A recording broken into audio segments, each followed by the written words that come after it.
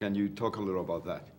Battling for her, and at the end, she becomes unimportant in a way. Absolutely. I think at the heart of this film is a story questioning why do men fight, and why is it that they sometimes forget about what they're fighting for, and just fight for the sake of it, fight to win, fight to empower. Maggie is a really important part of this story, and you're right.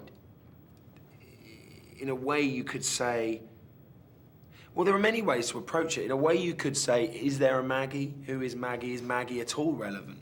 In the end, it's really just a battle, and it's almost more enriching to imagine to leave her out of it.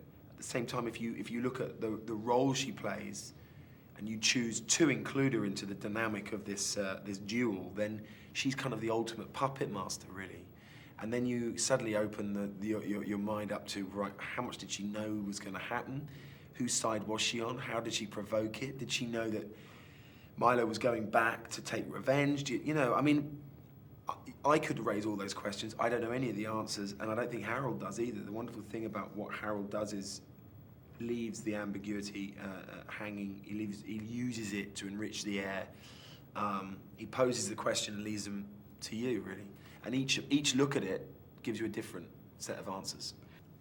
There's something wonderful about having a great screenplay, and the mastery of Pinter is so powerful that you really can just trust it. Having said that, we rehearsed it and knew, like a play in a way, tonally, how we wanted to start and where we wanted to get to. And that meant that we didn't have to show everything immediately, that we could really hold things back and know that we would get there, that we'd have a payoff. And also Ken was very smart in shooting it all in chronological order. So by the fourth, fifth week, when we were at the end, we had behind us this insane journey that we'd gone on. So when it got to a kind of climax, we knew that we had all that emotional fuel, if you like, inside us, and it really counted. Funnily enough, it was, I'd always wanted to be an actor, literally from about 5 or 6 years old. And doing plays at school was just there was a familiar language to it, the process to putting on stories and pretending to be other people that I really liked.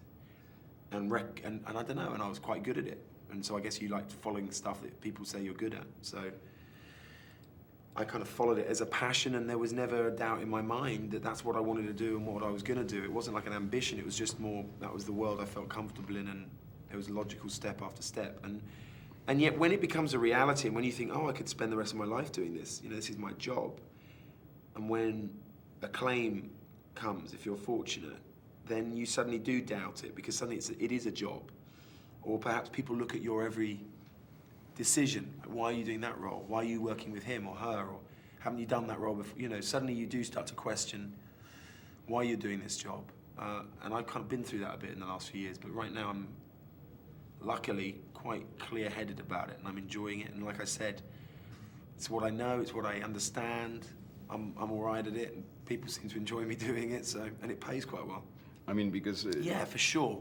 Because there are always little bits and bobs that you want to kind of study and learn, just so that you look half decent at it. You know, if someone is meant to be a pianist and you want to look half decent at being able to play the piano, so there's something you learn. And sometimes it's, you know, not an obligation, it's not a process or a method for me, but I kind of use it as an excuse to read up on that particular area. With this film, I read up a lot about mock executions, which was a rather nasty but fascinating subject that has been used in warfare since, you know, the beginning of time, really, to break men's will.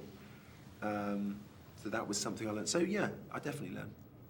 It is, it's a double-edged sword.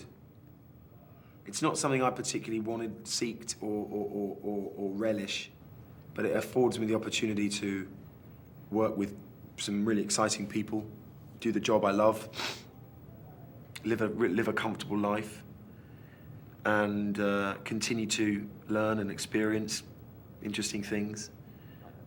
You know, losing one's privacy perhaps and being scrutinized is not necessarily terribly enjoyable, but you know, I'm a big boy and I've learned to kind of put that away and stop complaining about it, live with it.